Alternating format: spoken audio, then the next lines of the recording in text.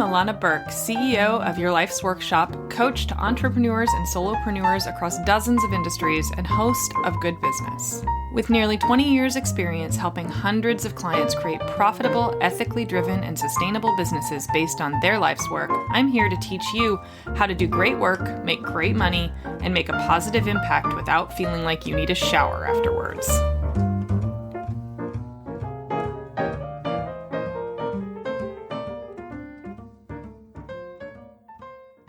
And welcome back, everyone. As promised, today is the second half of our two-parter on getting and giving feedback.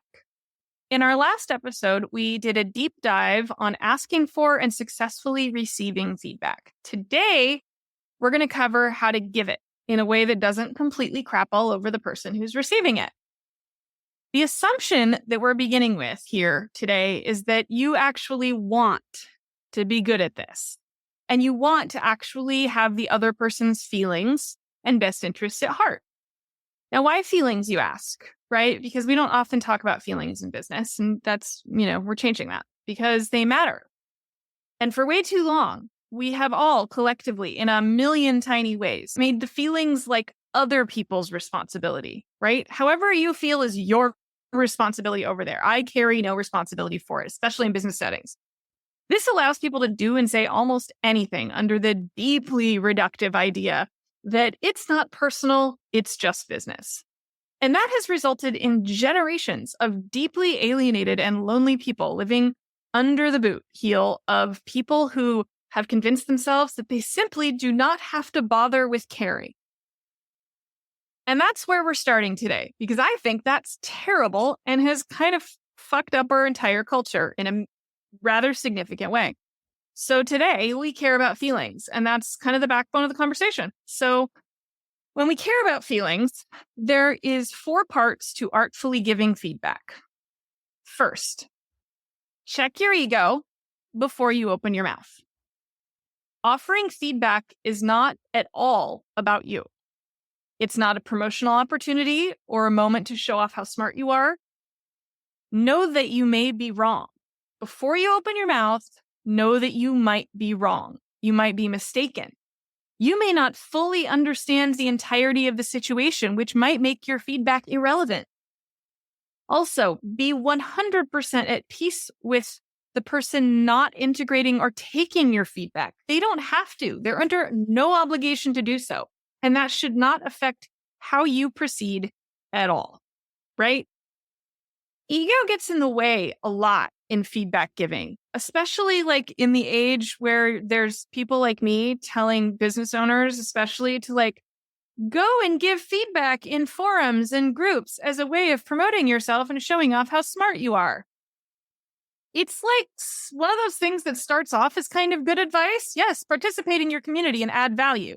Unfortunately, the way most people take it is, here is a thing I am checking off my list. I am going to go and comment on things. I'm going to go and give feedback for stuff, whether or not I know fuck all about what they're talking about. But I'm going to weigh in just to be there and get exposure, right? There's so many examples of how the internet has made getting and giving feedback just completely broken. I mean, how many times have we all seen threads or feedback requests where 85% of the comments are irrelevant in some way or insulting or just kind of people being thoughtless garbage people? It's not great. And we do it because it's like an ego hit, getting those little likes and those little dislikes even. You get dopamine from that. Whether that's something that your brain craves like mine or not is pretty beside the point. We all like to have that interaction, so we like to feel useful. We all have somebody in our life that weighs in on everything. And if you don't have somebody in your life who weighs in on everything, you might be the person who weighs in on everything. And that's something to think about because nobody really likes that person very much.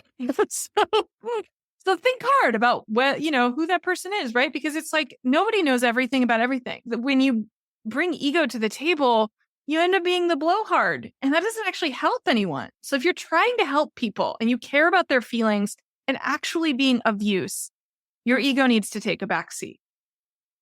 So second, check and acknowledge your bias. Your perspective is not their perspective. Your context is not their context. You do not know their situation in full. There's no way you could. Nor can you ever completely understand where they're coming from and the stakes they're dealing with. But you should try to anyway. That's how you both check and acknowledge your bias and honor it. We all have bias. It's impossible not to. All tied up in bias is things like privilege, economic status, race, like it's all baked in there. And we all have biases that go in every direction. Before you open your mouth to give feedback, you have to recognize your differences. You have to recognize your differences in situation, in resources, in how important what they're asking for might be to them versus how important it might be to you. Those might be two different things. They might be similar. You don't know. But you have to actually think through that process before you open your mouth. That's how you take responsibility for checking and acknowledging your bias. Recognize it, think about it, contemplate it before you offer anything. All right, the third thing is know your lane and stay in it. That means that if you are not the right person to speak to the topic at hand, don't. Your opinion is only relevant if your expertise, knowledge, and experience is relevant to what's being asked. The sound of your own voice is not a reason to make it heard. In practical terms, I'll give you an example, right? Let's say someone is asking for an opinion on a logo design or a book cover design. You know, we've all seen those things on Facebook that it's like, do you like A, B, C, or D better? My designer wants to know. Unless you are a designer yourself and understand things like color theory, font language, kerning, all kinds of other designy words that make me sound smart, or you are a member of this person's primary target market, your opinion is basically irrelevant.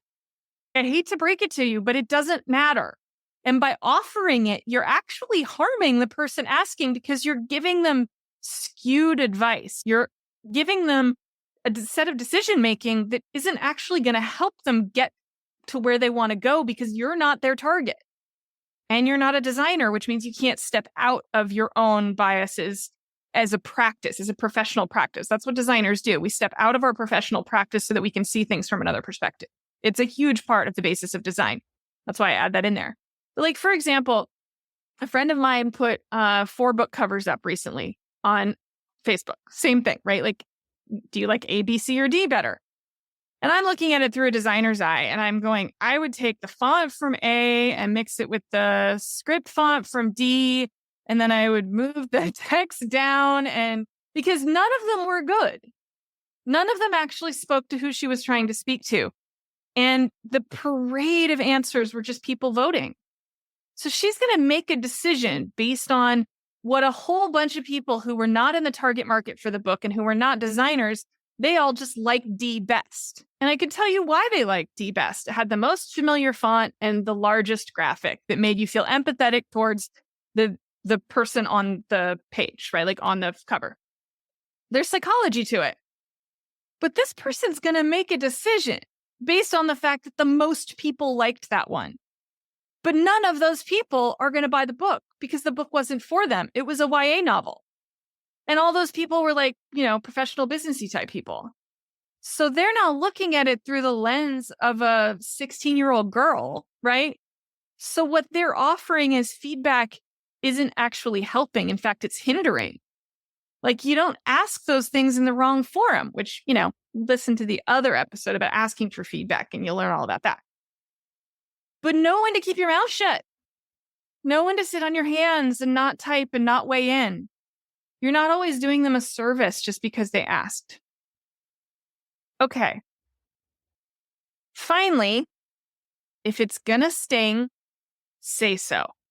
Then be direct. This is how you actually deliver feedback and do it with respect. It's a little bit like, how when they say if you have to fire somebody, whatever you say, don't apologize, don't get emotional with them, don't try to empathize with them because it's not about you in that moment. You have to let them have their own feelings. And if you do all of those things, you're making it about you and you're forcing that person to make you feel better.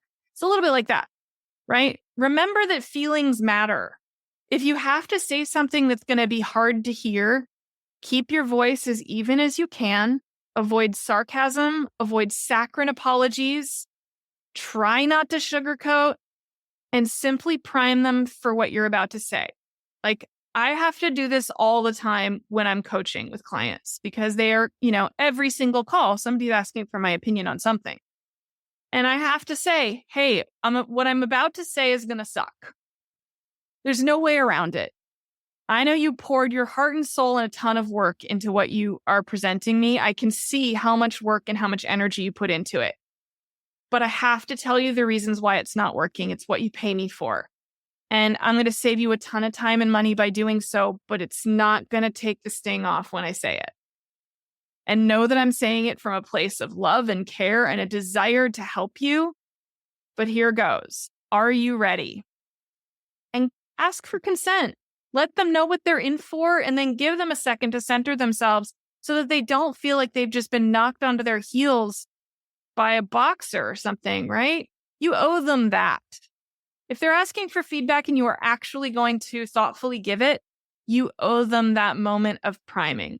And you owe them a moment to offer consent one more time before they hear it. I've had clients say, you know what? I don't think I'm ready for that today. And I can say, no problem. Do you want me to record a screencast with my feedback and you can listen to it when you're ready? Or do you want to just wait until our next call? We can move in a different direction today. That's fine. That's how you check your ego. You stay in your lane and you make sure they understand what they're in for so that they don't get caught off guard. Once they've given consent, you rip the Band-Aid off. You don't hem and haw. You don't sugarcoat. Right? Nobody is well served by overly sugarcoating, overly explaining things, or by not saying everything that needs to be said. If you've done all those other things, right, you are a person who's in a position of expertise. You are the right person to be asking. You know for sure that you've checked in with your biases. You understand that they are asking you for something that you are well qualified to offer them. Nothing good comes from you pulling your punches at that point. That's not helping them. So you have to be direct and you have to be willing to go out on that limb and recognize that that's going to hurt and then be there for them when it does and help them come up with solutions. That's how you can give feedback without being a total asshole. So that's it, everyone. As always, you absolutely honor me with your attention. Thank you very much for working so hard to run a truly good business and to care about other people's feelings. It warms my heart. I hope you guys all have a wonderful week, and I will see you all very soon. Bye, everybody. Thanks so much for hanging out with me today. For more information, visit yourlifesworkshop.com.